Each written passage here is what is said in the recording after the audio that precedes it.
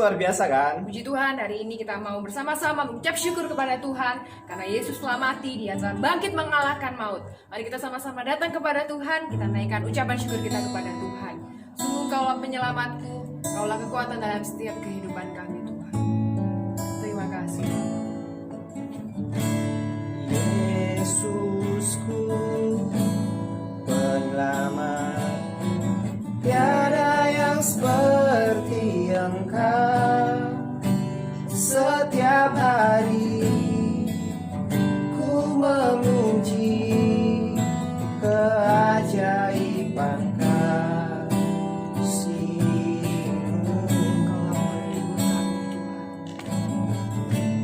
Penghibur, pelindung, menara kekuatan,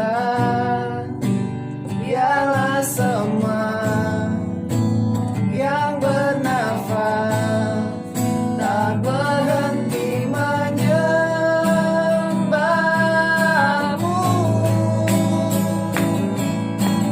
Nyanyi dan bersoraklah bagi Dia, pujian, hormat, kuasa bagi Raja. Gunung tunduk, laut bergelora, mendengar nama-Mu. Ku bersuka atas perbuatan-Mu, selamanya ku kasihi Engkau Tuhan. Tiada janji seperti yang ada padaku. Tuhan puji dari awal, Yesusku Kaulah penyelamatku Tuhan.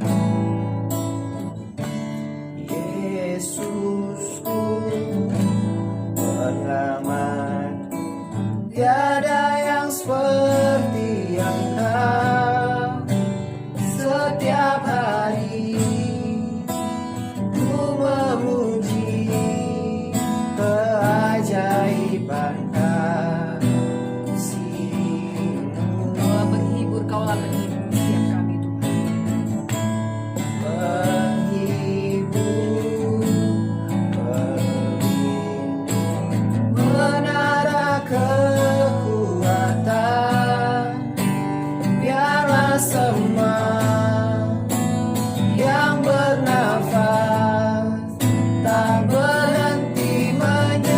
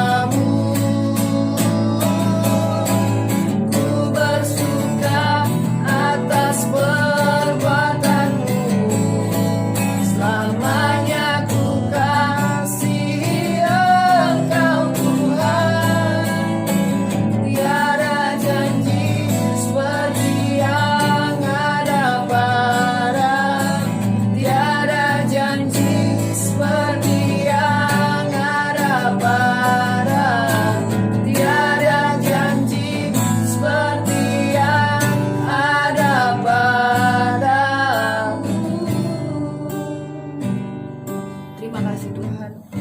Anugerah keselamatan yang begitu besar yang Kau berikan bagi setiap kami Tuhan. Sungguh pengorbanan-Mu Tuhan telah menyelamatkan setiap kami. Kami beroleh kemenangan yang daripada Tuhan, beroleh kehidupan kekal yang daripada Engkau Tuhan. Terima kasih Bapa, terima kasih. Terima kasih untuk karya salib-Mu yang Kau berikan bagi setiap kami. Terima kasih Kau telah memilih jalan salib-Mu Tuhan. Terima kasih Kau sungguh baik dalam setiap kehidupan kami Tuhan. Terima kasih Bapa, kami sungguh mengasihi Engkau Tuhan. Kau telah mati bagi kami. Biarlah saat ini Tuhan kami boleh hidup hanya bagi nama-Mu Tuhan. Terima kasih Bapa, kami siap mendengarkan firman-Mu Tuhan. Kami siap diberkati oleh firman Tuhan. Biarlah kami menyiapkan tanah hati kami yang terbaik Tuhan, agar benih firman-Mu jadi dalam setiap hati kami dan boleh bertumbuh Tuhan. Terima kasih Bapa, berkati hamba-Mu yang menyampaikan firman-Mu Tuhan. Berkati kami juga yang mendengar Tuhan. Dalam nama Tuhan Yesus kami berdoa ucap syukur. Haleluya. Amin. Shalom teman-teman Genji yang lagi di rumah, yang menyaksikan acara di siang hari ini. Selamat siang bagi kita semua dan selamat hari Minggu, selamat Paskah bagi kita semua. Di siang hari ini kita akan sama-sama belajar kebenaran firman Tuhan, teman-teman Genji, yang kita ambil di dalam Keluaran pasal yang ke-12 ayatnya yang ke-13. Keluaran 12 ayatnya yang ke-13. Dan darah itu menjadi tanda bagimu pada rumah-rumah di mana kamu tinggal. Apabila aku melihat darah itu, maka aku akan lewat daripada kamu. Jadi tidak akan ada tulah kemusnahan di tengah-tengah kamu apabila aku menghukum tanah Mesir. Mungkin teman-teman dan adik-adik sekalian sudah mengetahui tema kita di siang hari ini adalah cap Tuhan. Ya, sedikit aneh memang cap Tuhan. Maksudnya cap Tuhan apa? Ya. Nah, di sini kita melihat bahwa bangsa Israel adalah bangsanya Tuhan yang dipilih Tuhan. Mereka berada di tanah Mesir sudah 400 tahun. Lalu bangsa Israel meminta kepada Tuhan supaya Tuhan mengeluarkan mereka dari bangsa Mesir karena mereka di sana dijadikan menjadi budak, dan Tuhan memberikan mereka seorang pemimpin yaitu Musa. Di mana Tuhan melatih Musa, dia 40 tahun di istana Firaun dan 40 tahun di padang gurun mengembalakan domba, dan akhirnya dia siap menjadi pemimpin bagi bangsa Israel untuk keluar dari tanah Mesir.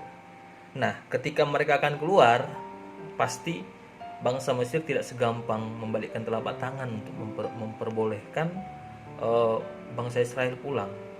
Tetapi bangsa Israel harus pulang. Dan pada waktu itu terjadilah tulah yang pertama sampai tulah yang ke-10. Di tulah yang ke-10 inilah di Keluaran pasal 12 kita melihat yaitu tulah ke-10 kematian anak sulung.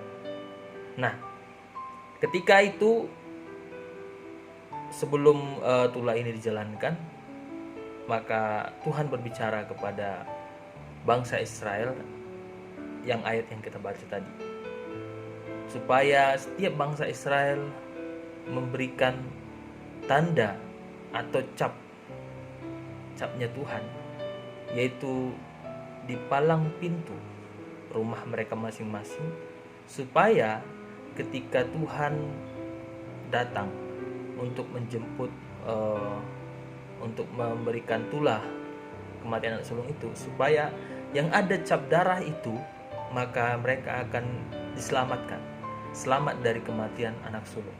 Kira-kira begitu. Nah, ini menjadi gambaran bagi kelahiran Kristus dan kematian Kristus bagi kita yang kita peringati pada hari ini. Kenapa demikian? Karena kematian anak sulung diibaratkan seperti kita yang sudah berdosa, yang seharusnya kita harusnya mati. Ya. Upah dosa adalah maut, dan ketika kita berdosa di hadapan Tuhan, kita melakukan dosa, maka kita seharusnya mati. Ya, maut menjadi bagian kita. Tetapi dengan kematian Tuhan di atas kayu salib, maka darah Tuhan yang menjadi cap bagi kita, maka kita menjadi miliknya Tuhan dan kita diselamatkan oleh Tuhan. Darahnya Yesus yang curah di atas kayu salib itu, yang mengalir itu menjadi cap bagi kita. Itu yang menjadi capnya kita, maka kita diselamatkan oleh Tuhan. Jadi ketika seperti di sini kematian tersebut, ketika suatu saat nanti kelak penghakiman itu tiba, maka kita yang memiliki capnya Tuhan akan diselamatkan oleh Tuhan. Jadi teman-teman Genji, adik-adikku, dimanapun kalian berada, yang mau kita pelajari di siang hari ini, bagaimana supaya capnya Tuhan ini, supaya darahnya Tuhan itu tetap ada dalam kehidupan kita, supaya tidak pergi dari kehidupan kita, supaya tidak hilang cap itu.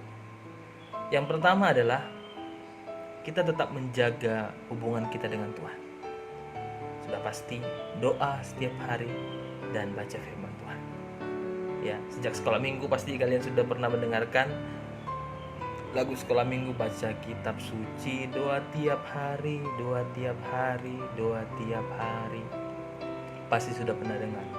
Nah, untuk itu kita harus pertama baca kitab suci dan berdoa setiap hari. Itu menjaga hubungan kita dengan Tuhan, sang pemberi cap itu, sang pemberi tanda itu. Harus, ya, itu keharusan. Kenapa demikian? Karena dengan hubungan dengan Tuhan, yang namanya hubungan pasti ada komunikasi, ya, pasti ada komunikasi. Itu sebabnya di dalam keluarga ada bapak, ibu, anak. Kalau yang namanya hubungan keluarga pasti ada komunikasi di dalamnya. Sama kita dengan Tuhan. Kita memanggil dia Bapa, Bapa kami dalam surga. Berarti kita anaknya, dia Bapa kita. Untuk itu kita harus punya hubungan yang intim dengan Tuhan. Hubungan yang setiap hari, hubungan yang selalu ada dengan Tuhan. Tidak mungkin kan di rumah antara anak dan ayah ngomongnya sekali seminggu, tidak mungkin. Pasti ngomongnya setiap saat, ketemu ngomong. Nah, demikian kita dengan Tuhan. Itu yang pertama, kita menjaga persekutuan kita dengan Tuhan setiap hari dalam doa kita. Lalu yang kedua, menjaga lewat ibadah kita. Selain persekutuan dengan Tuhan, persekutuan dengan sesama. Mungkin memang sekarang kita tidak bisa beribadah karena ada kendala, yaitu virus corona yang membuat kita tidak bisa beribadah. Tapi ketika nanti sudah bisa beribadah, maka pesan saya kepada adik-adikku Genji, supaya kita rajin beribadah. Karena dengan persekutuan dengan saudara kita seiman, persekutuan dengan teman Genji yang lainnya, maka kita akan dikuatkan. Kita bertemu dengan yang satu dengan yang lain, kita bisa tersenyum, kita bisa bertukar pikiran, kita bisa beribadah sama-sama, dan itu membuat capnya Tuhan dalam kehidupan kita tidak mungkin hilang, ya, kecuali kita tidak datang beribadah. Nah, dua pesan ini menjadi pesan bagi kita di siang hari ini. Tetap jaga hubunganmu dengan Tuhan di rumah, tetap berdoa baca firman Tuhan, berdoa baca firman Tuhan, berdoa baca firman Tuhan. Lalu yang kedua, jangan pernah tinggalkan persekutuan ibadah. Supaya apa? Supaya capnya Tuhan, darahnya Tuhan dalam kehidupanmu tidak menjadi hilang. Ini penting, ya, supaya ketika nanti kita masuk ke dalam penghakiman, maka kita akan diselamatkan oleh Tuhan. Amin. Firman Tuhan, demikianlah renungan singkat yang saya berikan bagi teman-teman Genji. Shalom, Tuhan Yesus memberkati.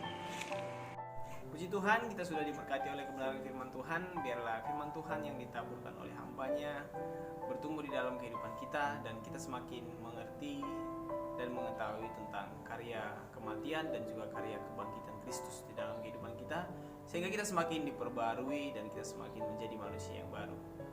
Kakak berharap kita semua tetap untuk menjaga kesehatan kita dan tetap berdoa untuk bangsa dan negara kita dan untuk gereja-gereja Tuhan. Dan biarlah kiranya kita tetap bersukacita di dalam Tuhan. Sampai bertemu di waktu yang akan datang. Tuhan Yesus memberkati.